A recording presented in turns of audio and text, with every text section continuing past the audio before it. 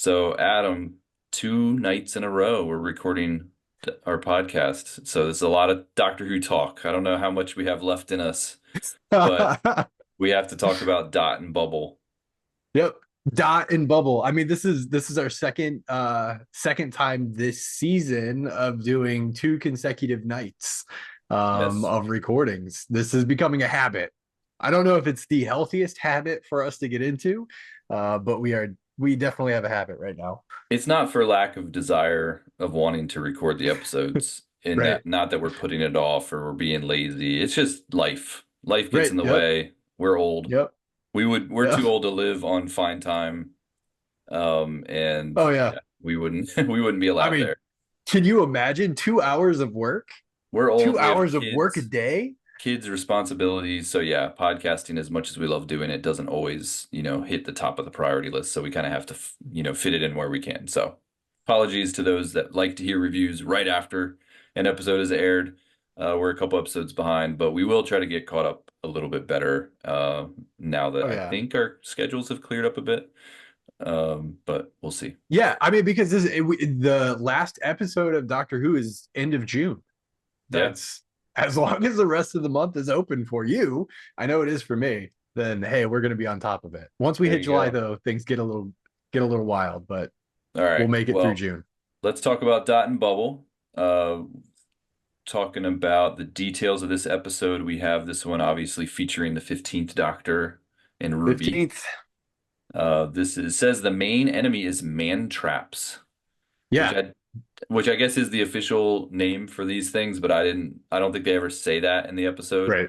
No, So they never say it. yeah, man traps in the I was watching just a little feature, and it. Everybody was saying that, or the host was saying that RTD referred to them as either man traps or things. And they just made a point of saying man traps make sense because it fits three full-size men inside that costume to move it Oh, around. okay. But it also looks like a Venus flytrap, right? But it's capturing men. Yeah, It has like the tendrils and like, it's like a combination between a really creepy caterpillar and yeah, a Venus slug. flytrap. Yeah, Yeah. slug-like. Yeah. So Yep. not something I'd want to come up against, and definitely not something that the Fine Time people were equipped to deal with. No, Uh, they did not have salt on hand. no, this was written by Russell T Davies. Main setting Fine Time. We don't have a year, but there was a comment in the behind the scenes commentary that said it could be 6,000 years in the future. I don't think that was an official time, but one of the people that were talking in the official behind the scenes video said it's like 6,000 years in the future, like kind of giving us a estimate. So, Okay, we'll director take it. Dylan Holmes Williams, producer Vicky Dilo, and music by Murray Gold. This is story number 309. So, yeah. Okay, we All can right. jump into it. This one starts with a girl that we find out is Lindy waking up in her bed. It's got a very specific color palette. Yep. She wakes up, she's got this type of like social media bubble around her head, and you kind of know right away, where this is going, I Yeah. think. Yep. You kind of see, okay, we got this place where there's a race of people or whatever. We haven't been educated as to who they are or what it is yet, but you kind of already, right from the get-go, realize this is a very manufactured type of world. There's going to be a social media kind of aspect to this. Right. It's kind of thrown right in our face early on. She's got her friends popping up in the bubble, and it's like her feed, and Yep. they're complimenting her, and she's, dressed in a really cute outfit, and she goes to the mirror, and it's just the whole thing. Like, this is going to be a commentary on a social media world that we live in, and the influencers and all of that. Yeah, I mean, absolutely. I mean, from the very get-go, right? It's very relatable. She does the same unhealthy habit that most of us do. As soon as your eyes open, you reach for your device. You reach for the glowing screen, except for hers, it's just a dot that she's able to kind of like toss up in the air and activate her social media feed. First impression, though, you mentioned a very specific color palette. It felt very Barbie-ish. to me. Like you have the pastel colors, you have the very put together individual, somewhat ditzy-ish, maybe. Like each of the characters that like she Naive. sees naive. That's probably a better way. That's a kinder way to put it. Naive, a naive individual. That is the impression that you get like right from the get-go, right? It's very cheery, very peppy. Yeah, As definitely a she's Barbie wandering around feel. her house. Definitely a Barbie feel to it. I think the color palette, obviously it's intentional. They're trying to give the whole, I mean, the entire episode, Yeah, every single character you see, the backgrounds, everything. It's the lighting, I'm sure, too. yeah, It's like they put a filter on it, and I think that's intentional because so much of social media is behind a filter, and yeah. what you're looking at isn't really what you're looking at. I posted pictures from when I was in Paris the other day, and the sky looked kind of gloomy in the picture with the Eiffel Tower in the background, but all it took was a swipe with a filter, and oh, suddenly the sky is blue and the clouds are Right. white. You know what I'm saying? Like we all do it, and I think this was kind of intentional filter that was sitting on this episode that actually was very reminiscent to a very specific Instagram filter that I remember, kind of had that kind of bluish, reddish, kind of Yeah. pastel type tone that if you swiped over, don't remember the exact name of it. Almost like Nashville or something maybe, but I mean yeah, that is a filter. That there was was a a filter. specific filter that kind of had this hue to it. So it was definitely a nice touch, when you're talking Yeah. about a color palette and lighting that they really went all in on this. Hey, you're in a manufactured, filtered world. Yeah. I mean, before we get into the full commentary on social media operating in a bubble, right? Because I mean, it literally forms a bubble around her head. Mhm. The echo chamber that is her social media connections. Before we get into all that, would you want an interface like that? Would you want to keep the device in your hand, or would you rather move to a floating screen all the way around your I head? mean, I can speak to real life that the VR headset, Yeah. which is probably the closest thing we have to Yep. the bubble around your head. I haven't embraced it because of that, because I'm behind something that I can't see the rest of the world. Yeah. So although I did buy a VR headset initially, actually I was given one as a gift, so it wasn't a purchase, but it was given as a gift. And Right. initially I was excited about what I could do in it. I was blown away by the realism you get behind it. You feel like immersed. I loved it. But then you start to feel closed off. Yeah. I'm in my living room with my son on one, sitting over here, my daughter, my wife in the room, and I can't see them. I can't share this with them. Right. I can see this stuff myself, but I feel very closed off. And so that, oh, this sits here. Ah. Yeah. Yeah. This Yeah. sits here on the shelf. I haven't used it in 6 months Okay. because of that, for that very reason. So I guess to answer your question, no. I personally, I don't think I would like an interface like that because I've already kind of tested it and don't like it. Yeah. Yeah. I have a story. I won't get into the details, but I was Space Mountain. Guy in front of me had a Vision Pro on the entire ride of Space Mountain. Um, it Really? was a fascinating experience to see Yeah. him swiping and stuff I think, before it's launched. maybe it's like a future generation thing, that's going to just be normal for them to use these Yeah. type of devices. I do think if they're the ability to have something that maybe is able to see through or turn off very quickly, that would be more appealing. If I had this interface that I could just turn off with a, turn off dot or whatever she says, Yeah. to kind of drop it, then that would be easier. But like currently in our current technology, we're not quite there yet. But yeah, I think some of it could be age to like, the kids that grow up with that stuff will be more used to it. I missed that Right. generation. My generation was much Yeah. more, analog and holding that Yep. controller in your hand and all of that. And so that's what I'm used to. But yeah, it does seem very otherworldly when you're watching it on TV. But it Yeah. does look like something that could be where we get eventually. Yeah. So supposedly RTD had this idea like all the way back in 2010. It was just budget constraints and the ability to actually bring it to Mhm. fruition had to wait until they are where they are now, right? They have the Bad Wolf Studios, they have the additional finances. They can actually make the floating visual bubble that she takes with her all the way to the bathroom in the opening scene. Very well Uh, done, I will say though, from a yeah, special effects perspective. As much as we give Doctor Who kind of a hard time about not always having the best special effects, I mean that was very well done. The screen and it's absolutely. all very seamless. It looked, it never took me out of it. We're like, oh, that looks so fake. Like it looked very good. Yeah, nope, totally agree. Totally agree. The one, so she has all her friends flying around. She has random social media connections like Dr. P, telling her the state of her bladder. I mean, they establish very quickly that it's not only the social media connection, right? Like it also they establish very quickly it's essential for normal aspects of life. It tells her to go forward, it tells her to turn right, turn left. There is a dependency on this technology more so than just for that social connection.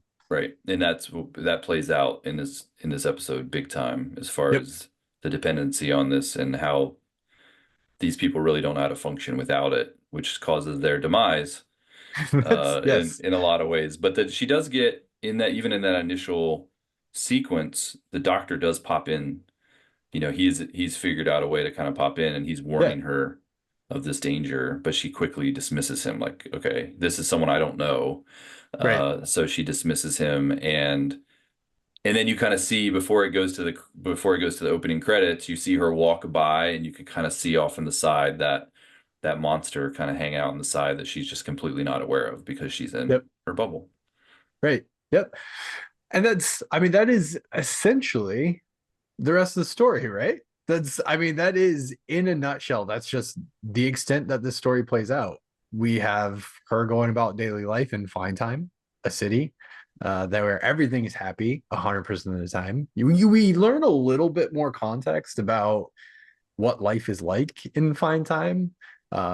Work 2 hours a day. They do have to go to an office. So that they can be around what was it, six other people or five other people. There's a group of six. Um, but yeah, I Yeah. mean that's Yeah, we slowly watch it unfold. it's a community of people who are of a very specific age range. I think it said 17 to 27. Yeah, They've been shipped here. Now we find all this out because she's explaining this to Ruby and the doctor. The Ruby and the doctor have, their whole purpose in this episode is to try to warn Lindy, and I guess they're trying to warn others through Lindy's interface uh, about the danger that they're in. These creatures are there and they're eating people, which right. I will say, Yes. this episode was kind of silly. In some ways it was silly in how the people were acting, very over the top. Yep. All the characters were over the top, mostly not the way any normal person would act. Yep. But, they're kind of playing this caricature of what the youth of the rich, rich youth would be acting like. Yes. They've been shipped to this other planet, I guess, or because Yeah. they refer to the home world. So there's another Right. place that they originated from where their parents still live, but they've been kind of shipped off to this place that I don't know why you would send your kid here. Like now, nowadays we would send our kids to like a camp or like a boarding school That's or like a college. I don't know what the purpose of this place is other than maybe just a privilege like, hey, we're rich. Here's yeah. this place Yeah. that Yeah. you can Yeah. go and just have fun with your friends and you only have to work 2 hours a day. And so the super rich can afford to send their kids to this place. And I guess that's what we're looking at. That's what Fine Time is this like utopian society for the rich children. Yeah. I mean, they do data processing for 2 hours a day, and then they do partying And the then rest just of the partying with their time. friends. And everybody Yeah. seems very positive. That's the Yeah. one thing that maybe they missed the mark on if this is supposed to be a commentary on social media. The biggest problem in, nowadays with social media is there's so much negativity and anger Yeah. and fighting and differences. Whereas this, it seems like they've elevated to a level of social media where everybody's just kind of cool with each other and everybody's the popular kid and everybody's friends. At least that's the impression I get in the small time that we got to see the interactions. Yeah, and I it might belie the fact that they are all similar. They all are the same, right? Like as things progress, right? Because the Lindy makes it to the office, she sits down, Ruby then pops up Mhm. and is able to, although she is still unknown, at least with first impressions, she's able to get Lindy to converse with her a little bit more. A little bit is a story that she's from Fine Time and she's just checking in, and kind of one of those like, can you take a survey type thing? What are you doing right now? And Who's around you right now? she compliments Lindy, Yes. which is what really kind of I think keeps her from getting swiped. Right, right, right. So I mean that's when we start to get really into that discussion of like Ruby trying to convince, right? With the doctor not on the screen, but Ruby trying to convince Lindy to, hey, can you lower the bubble? Can you just take a Hmm. look around? You're in a room with six Yeah. people. You say there's five people around you, but can you see them?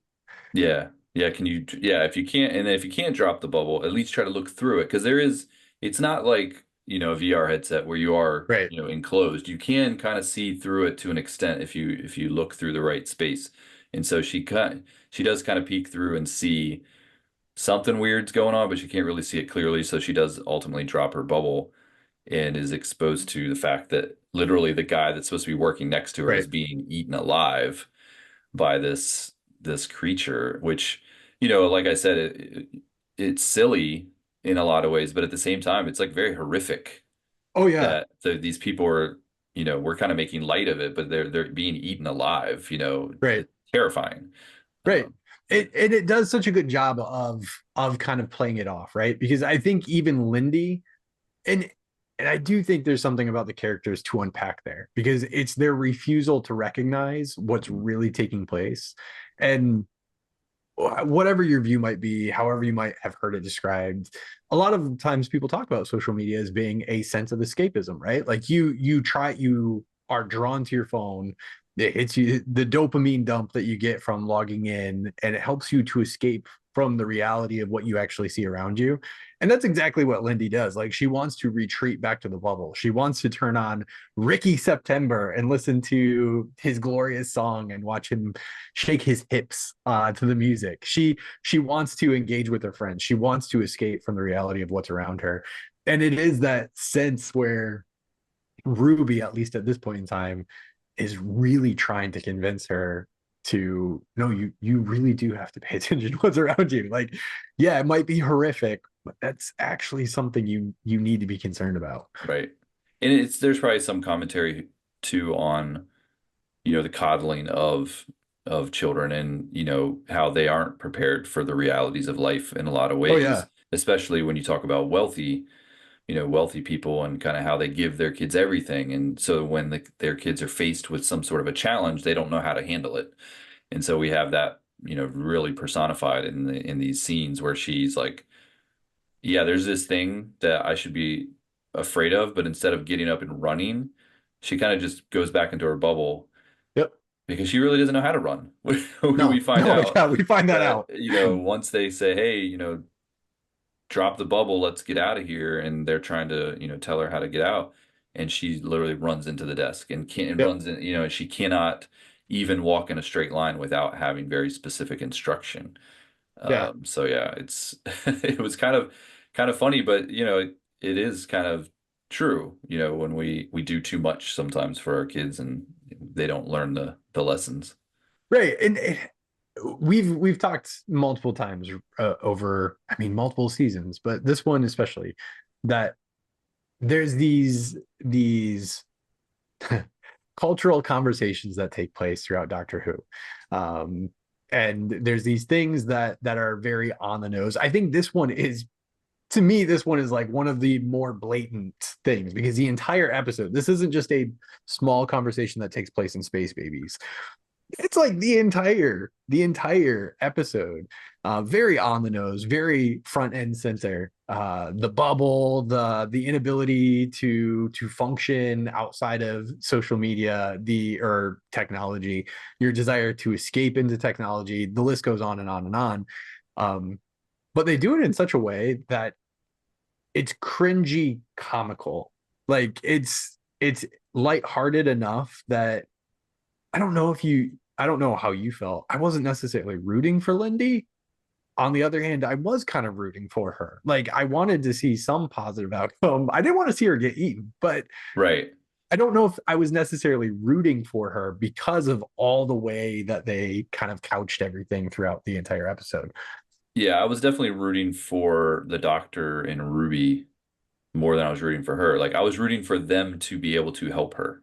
Right. But her as a person, she's very unlikable kind of from the get-go. I mean, you get that initial sense of like maybe some, innocence, but then when she is confronted with the stress, she starts saying really mean things to Ruby Yeah. and oh Yep. you're so stupid and you're so dumb and she's kind of mean and she's also mean to herself like when she bumps into something she I'm calls so herself stupid. stupid Yep. and so like she doesn't seem to have a very positive mentality and it's very negative and mean. She has a very mean girl kind of personality, so Yeah. like right away you're kind of like I don't know if I really like this character very much. No, I don't think we're supposed to like her, Even at this point I'm realizing. Later on we find out even more reasons why not to like her. that's, But I at this know. point I'm already not liking her.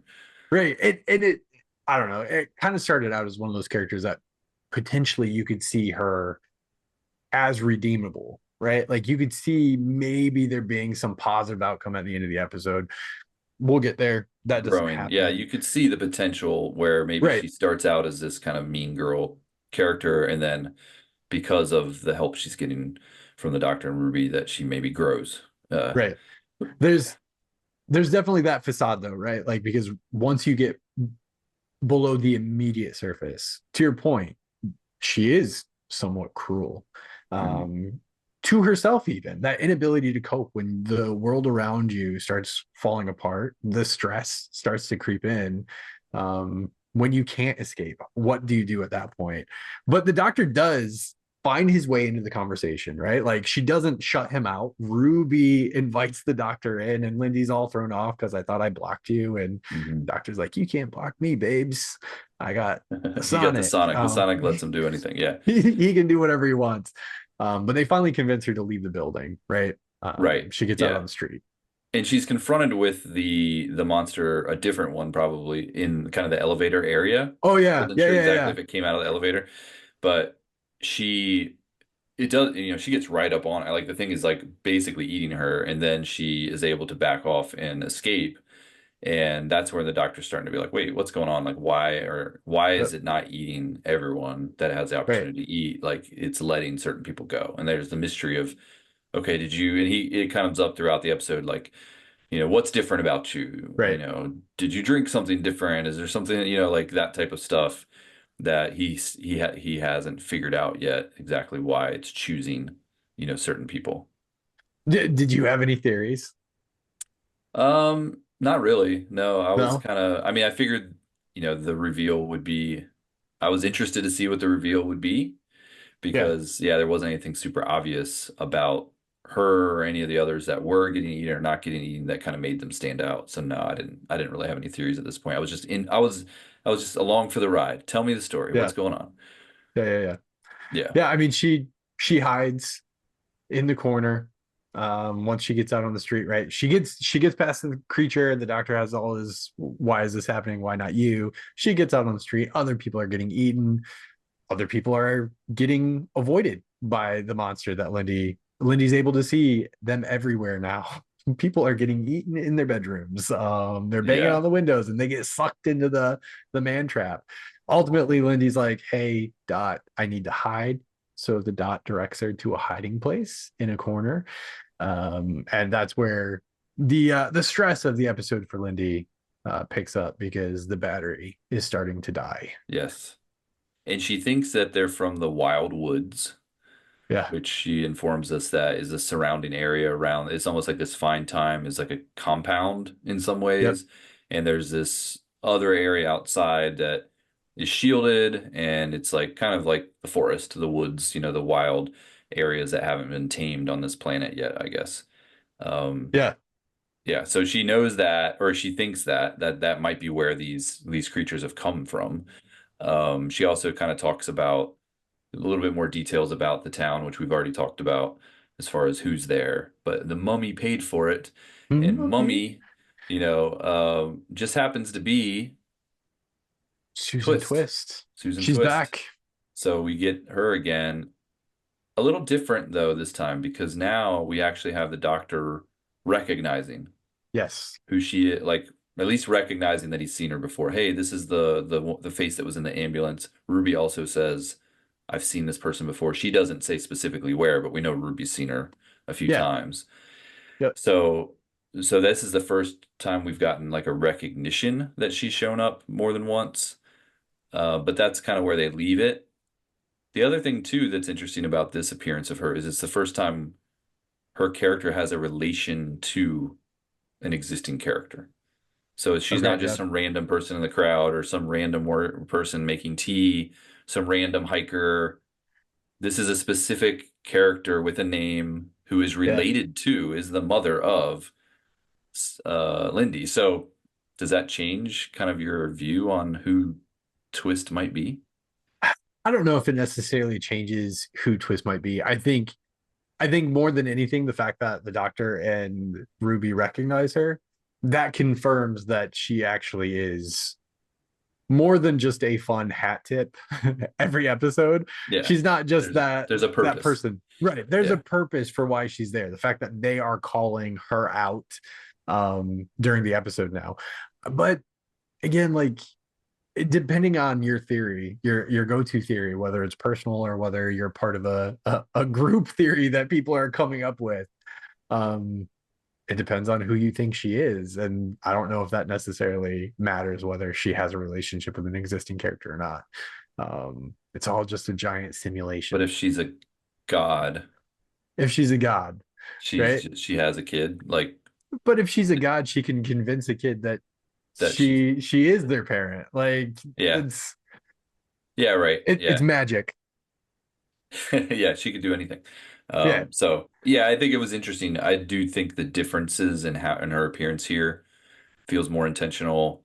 The fact that she is connected to a character kind of changes things a little bit, I think.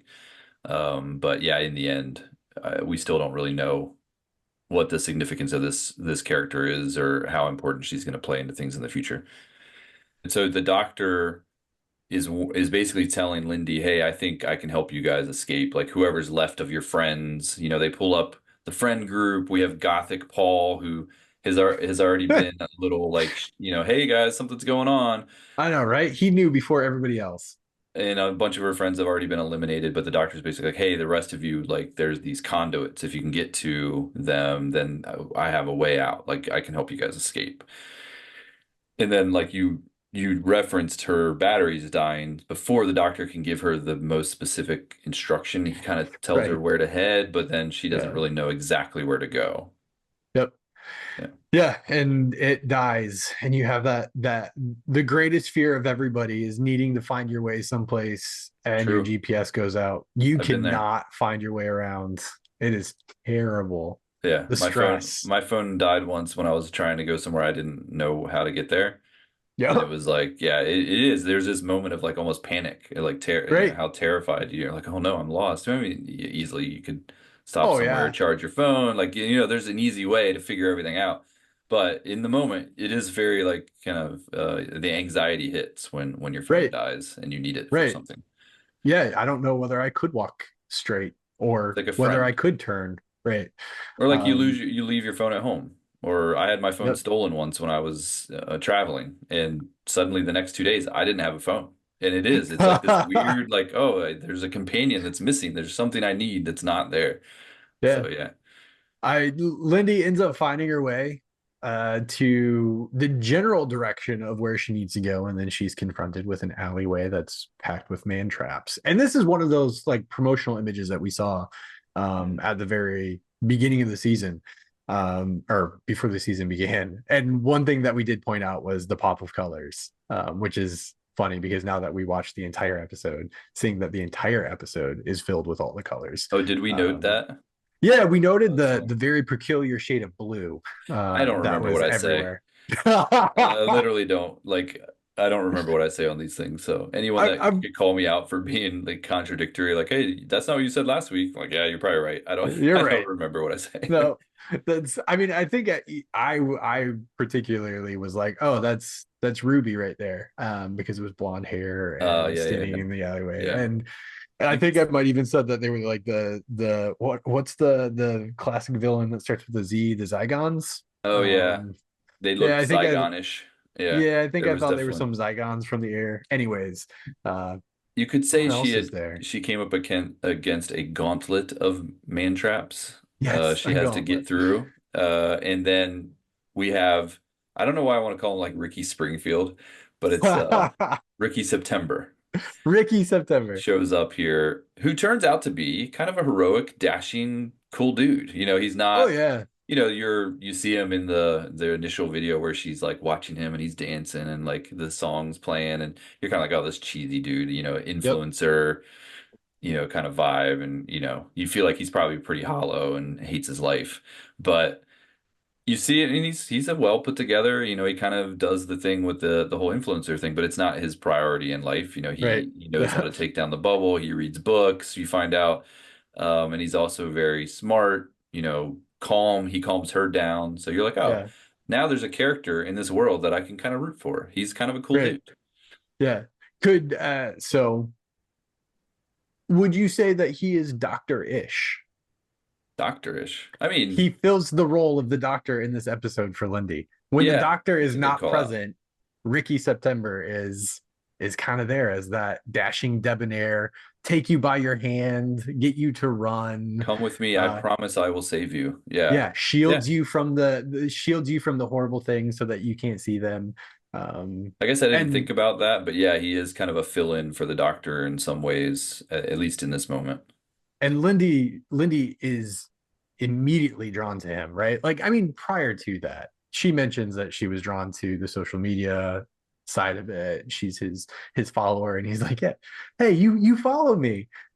Everybody does. Like it's one of those fun call outs. But yeah, he is a character to your point. He's a character that you immediately are like, oh, I thought I was gonna hate this guy, that he was gonna be someone that I just wanted to punch in the face and You actually can't like him. you can't judge a book by its cover, No. even with these influencers. Yep. Uh, Yep. they do finally make it to the building. He knows Yeah. what building to go to. He's kind of done his research, and they Yes. get to this building, and this is a place that she can recharge her dot, Yep. but he also can try to contact the homeworld.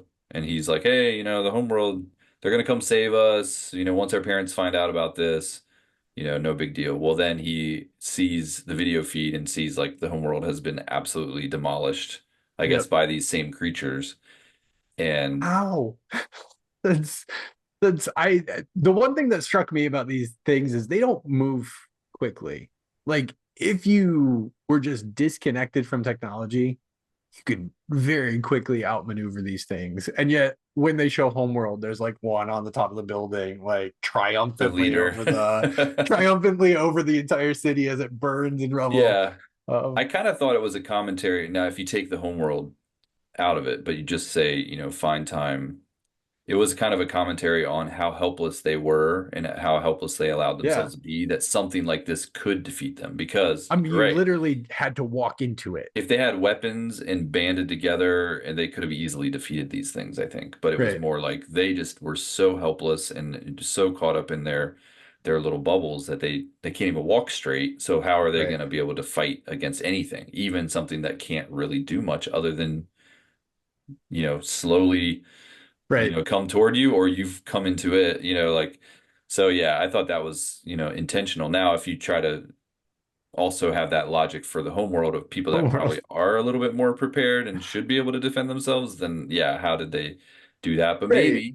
maybe it was like a 2.0, this was a more advanced, monster that they sent to the home world. The Homeworld got the more advanced one. I think that's probably in the episode where it's like, okay, we just have to suspend our belief that these Yeah, creatures have taken over everything. I mean, that said, you get to the end and you find out that they weren't right. Once you the find out big what they bad, the are, yeah, primary, right? So that probably resolves that little point of contention. But they ultimately, Ricky and Lindy make it in the basement, right? And the doctor finally gets to meet Ricky September. Ruby gets to meet Ricky September. Both of them are absolutely smitten with Ricky September. true. Yeah. Um, I mean, that's I may be smitten by him as well if I knew he's just such a gorgeous dude.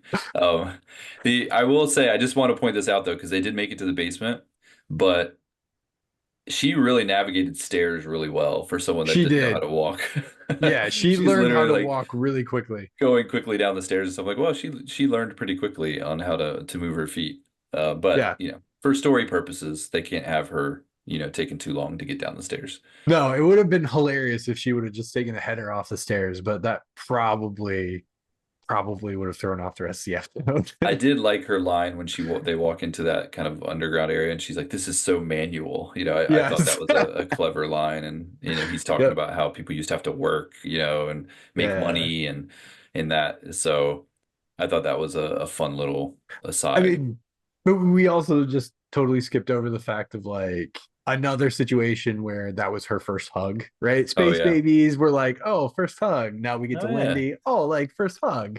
They're making a almost big like deal out of first hugs. yeah, I was gonna say almost as if it's intentional. Maybe there are these just little callbacks that are just kind of fun for, Yeah, as he's writing these episodes, like kind of we just talked about how the Coke costs too much and the tea costs too much, and like it probably means nothing, but it's a nice little callback, and that's probably the same here. It's like, oh, first hug.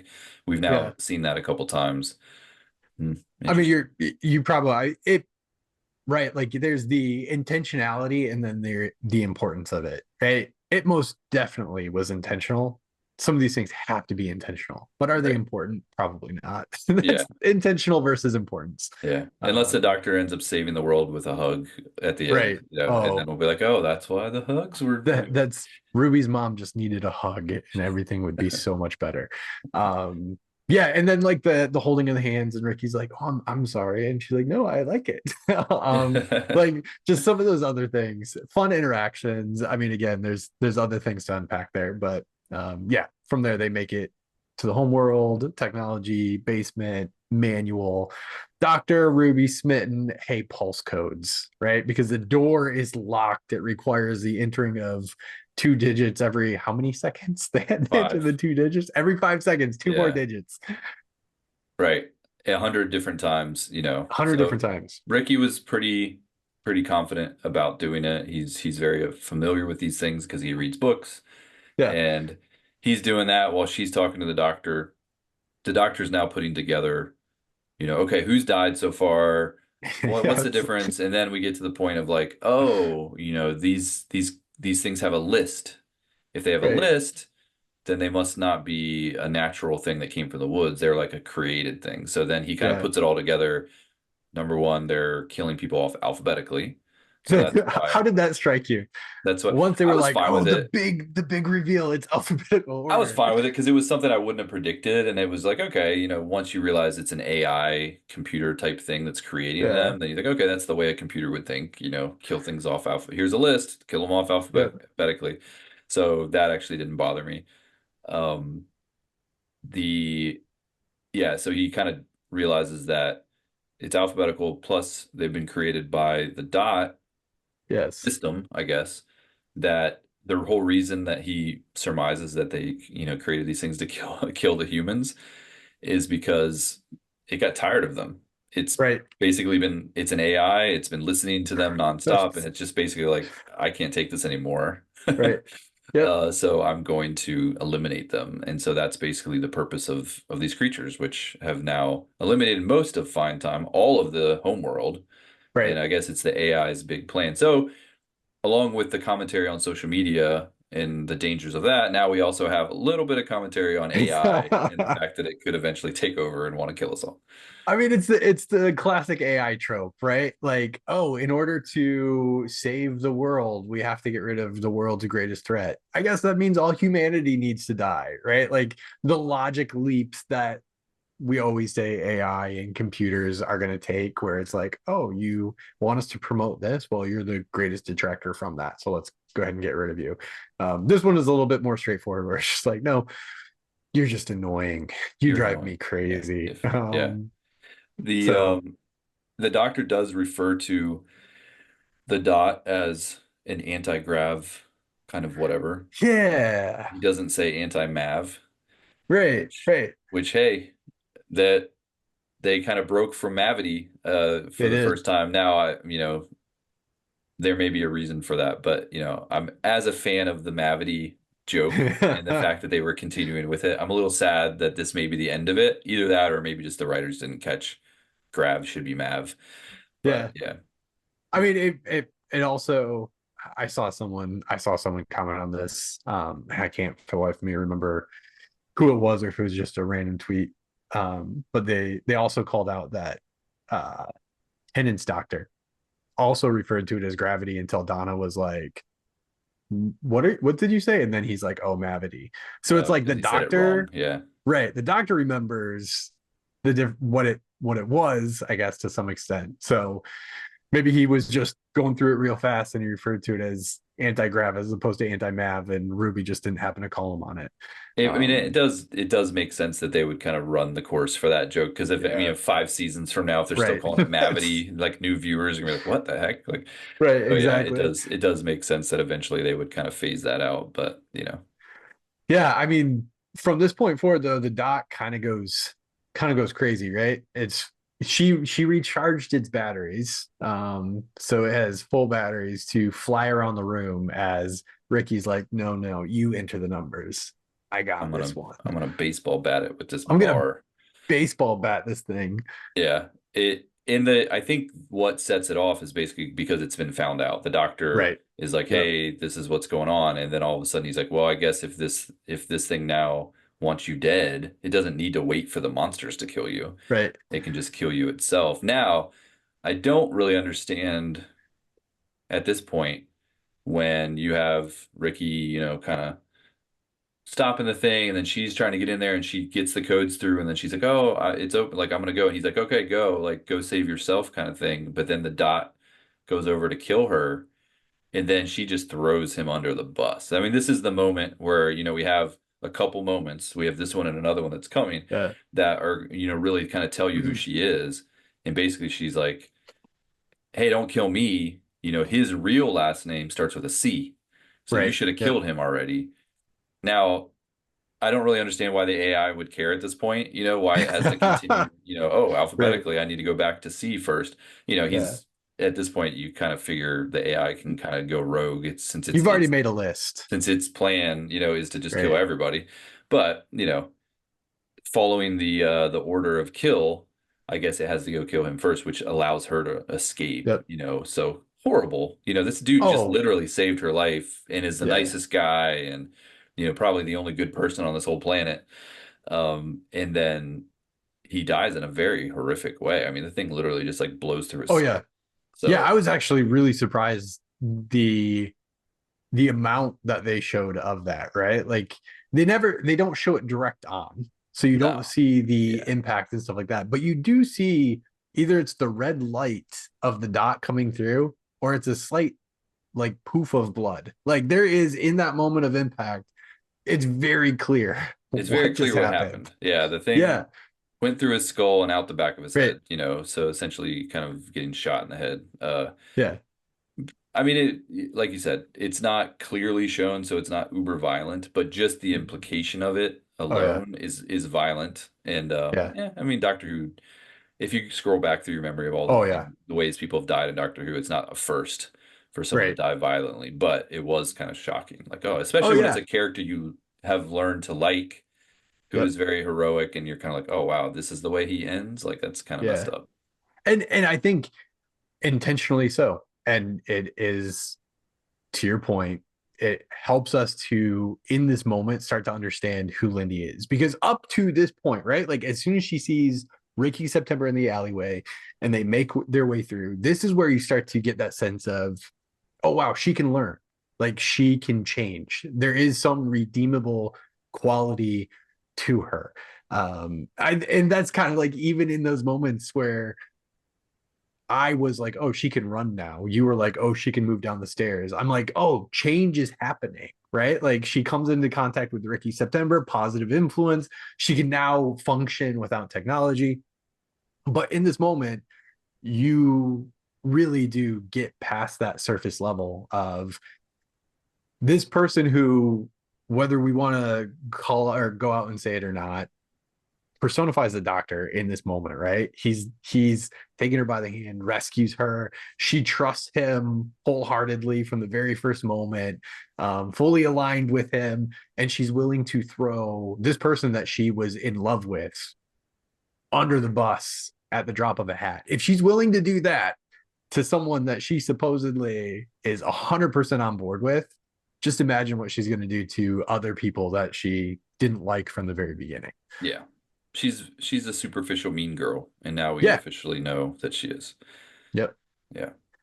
She is confronted, she does make it through the tunnel or whatever, and she goes to this area where some more survivors are. It doesn't seem like very many people have survived. They can all fit on the No. one little boat.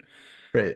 And she gets there and she tries to play it off. One of her friends, Hoochie Pie, makes it out of her friend group. She just has the one. They also introduce us some other dude that basically says he's going to be the leader.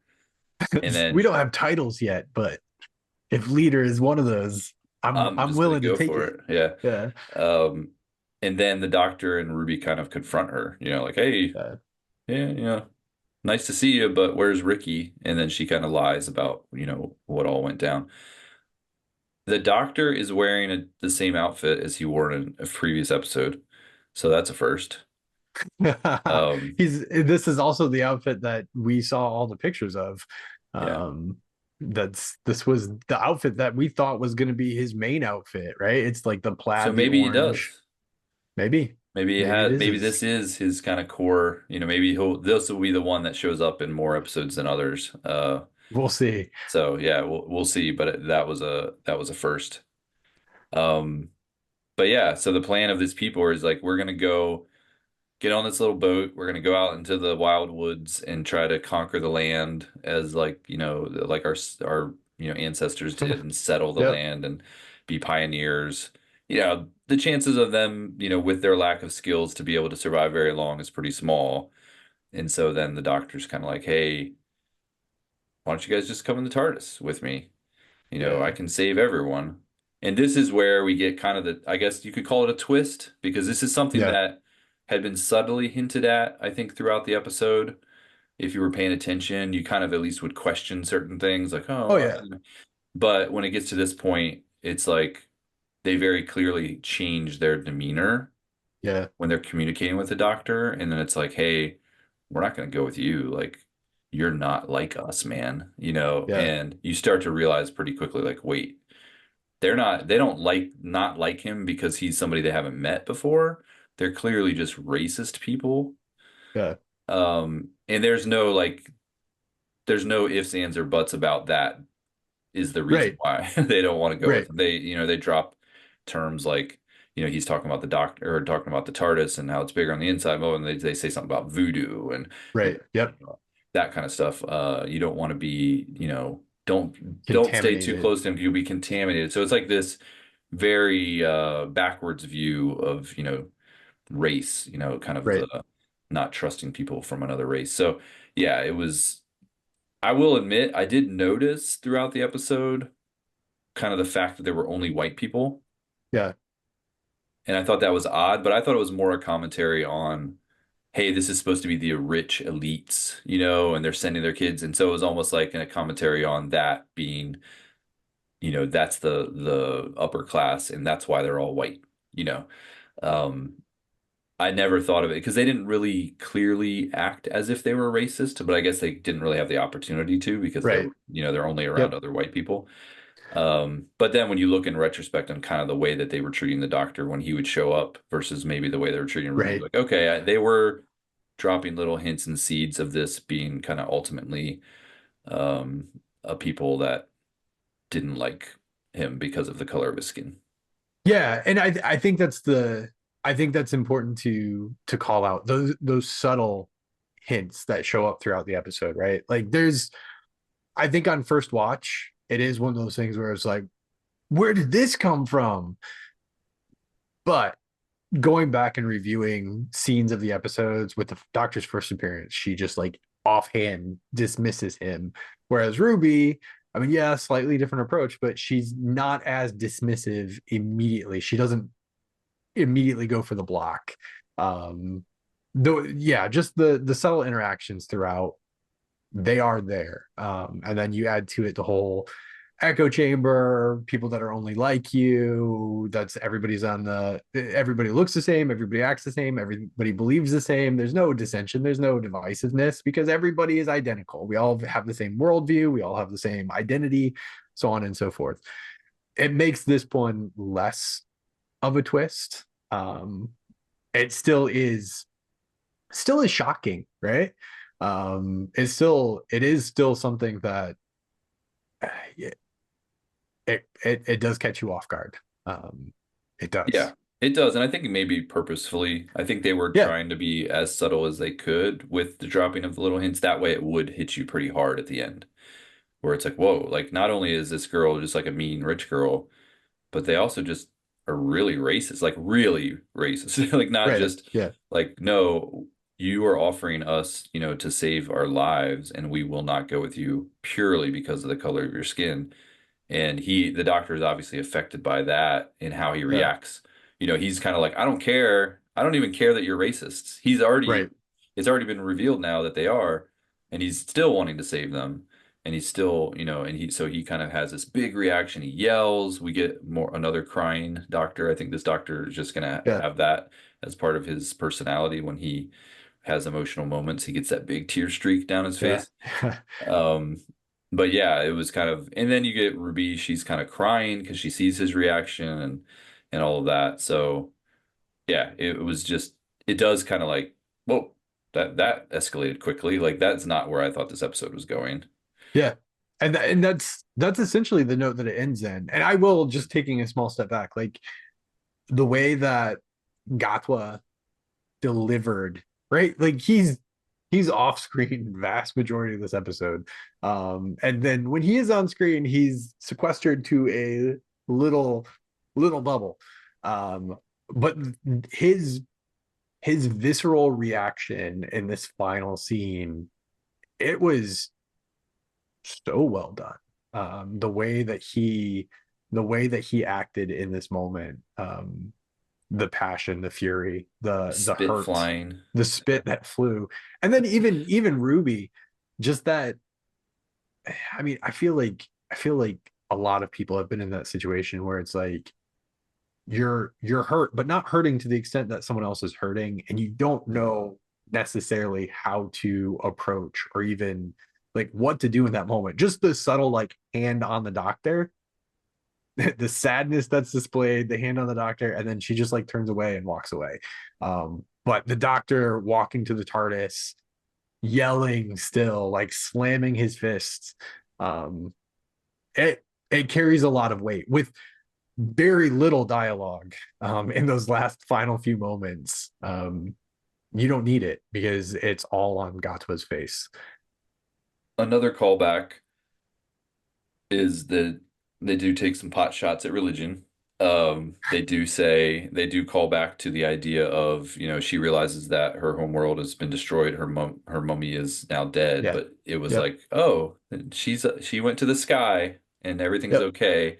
The great beyond. Which had a similar interaction in a previous episode with the girl whose father died, and who's like, oh, her mummy went to the sky, and The now her dad sky. is, because if you believe in, you know, certain religions and God and all that, they go to a better place, and so it's actually a good thing. Right. It does seem like they're kind of mocking it here again. So for people of faith, that could be a little grating. They also say something about, these racists also say they refer to their God-given duty, to kind of, To maintain the which standards. to be, which kind of implies that that's why they're, being kind of racist, is because that's the way their society is supposed to be, and that's their God-given duty. So, take it for what you will. Social commentary, pot shots at religion seems to be a theme through the season of Doctor. I mean, this one had so many things front and center. So many things that are very easily, there's no mistaking aspects of what this episode we're referring to. Um, and yet some of those things that were very front and centered didn't seem too heavy-handed at the end of the day. I felt like it for the most part, a lot of them were just like, oh, okay, yep, I see what you're trying to do, and I'm not turned off by it. Um, But yeah, there are those other things that they touch a little bit different. So Um, uh, so overall, this one is a little, like I said before, it's a little silly. It definitely gets serious by the end. yeah. It's definitely got a lot of messages within it. Where did you feel like you fall on, your enjoyment of this episode?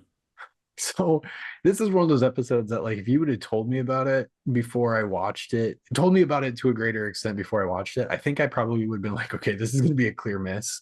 I don't think this is going to be that great. This is probably going to be another low point, right? We had Space Babies, low point, Devil's Cord, boom, 73 yards. All of those were pretty stinking solid. And it was like, oh, it's time for another doozy of one.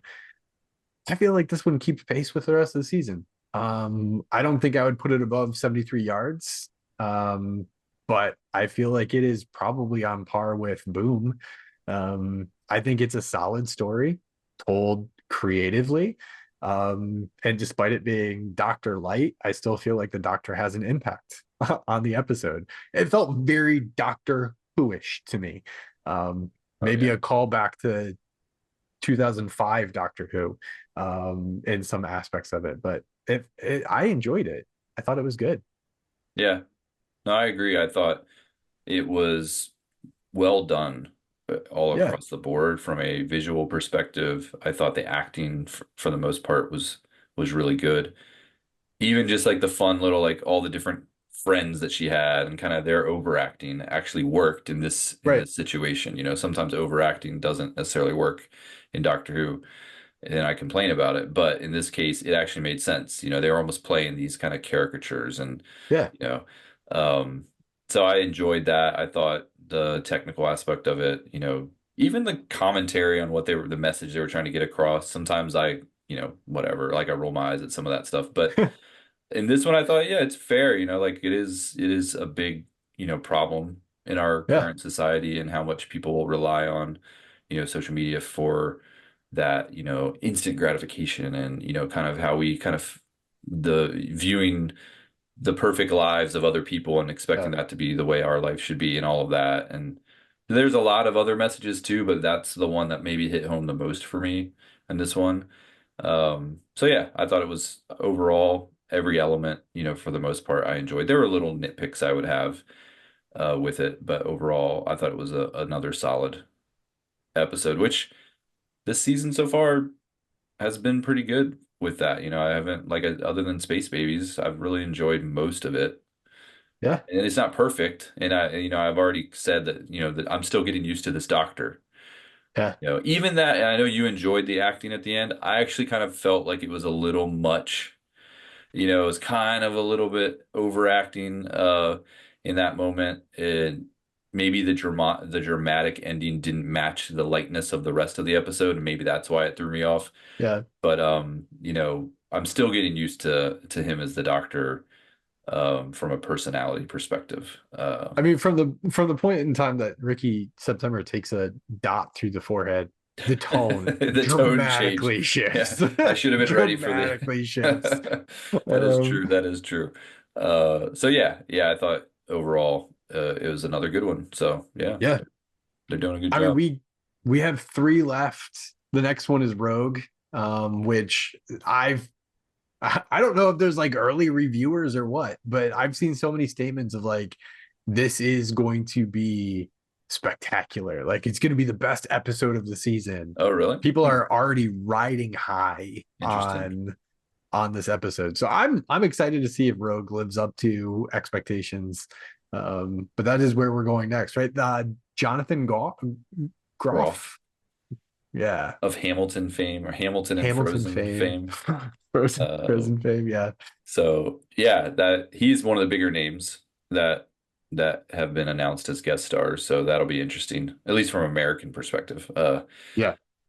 So yeah, it'll be interesting to see the next one and the previews for it look interesting for sure. Oh, it's So that's we'll the see. last preview. It was like, oh, that's where we're going. This is not just a straight Bridgerton ripoff. This is okay. It should be Yeah. fun. So yeah, but I think for now we've covered this one, right? I mean, yeah, it was a fairly straightforward episode. All right. Well, I don't know what our runtime is at this point, but I feel like we're shorter today, I feel like we've which done it. which I'm completely fine with. So we can wrap up. And until next time, I don't know. The doctor has so few things. If it wants you dead, it can kill you itself. Dot you should. off. I was gonna say you could have just been like dot off. That Dot that would have been off. that would Yeah, have that been a would have been a good. good one. I missed it. I was looking for too much. I couldn't remember if he actually said it. Peach dead, Pebble dead, Pelican dead. Wait. There's someone. Susie Pentecost. All the She's still. names, I was There like, she is. these are Those all names were wild. because Doctor Who does a great job. We've talked about it before with like companion names and Ruby Sunday and Rose Tyler and I felt like all of these names are like a list of potential future, you know, uh companions because they all had those kind of like rhymey names or those names that kind of have a word in it that means something or whatever. So it was interesting to see the names that were on I there. Oh, the mean, other thing too, like yeah, I'm probably cutting all this out anyways, but um they didn't have red blood because they did show yeah, the one of them blue bleeding and it greenish. was like a bluish blood. So they're not Yeah, like humans as like we are humans. They were right. definitely humanoid, but they were still like some sort of an alien species, which makes sense. They kind of did have a bit of like when they would zoom in on her eyes and like even like her Yeah, skin tone and stuff felt a little otherworldly. Barbie, like you said, like yeah, almost from a Barbie type world. But yeah. yeah. I mean, it is.